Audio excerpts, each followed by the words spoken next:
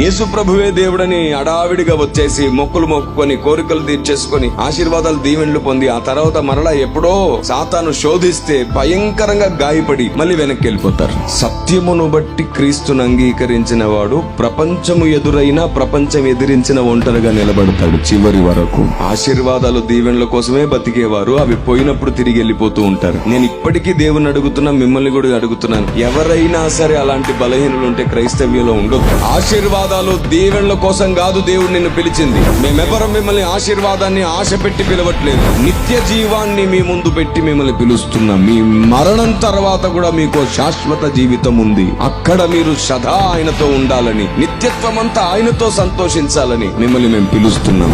మేమే చెబుతున్నాం, ఆశీర్వాదాలు దీవెనల కోసం మందిరానికి రావద్దు. మరి దేని కొరకు రావాలి? ఆశీర్వాదాలు దీవెనల కొరకు మందిరానికి రావడం కాదు, నీవే ఆశీర్వాదంగా మారిపోవడం కొరకు నువ్వు మందిరానికి రావాలి.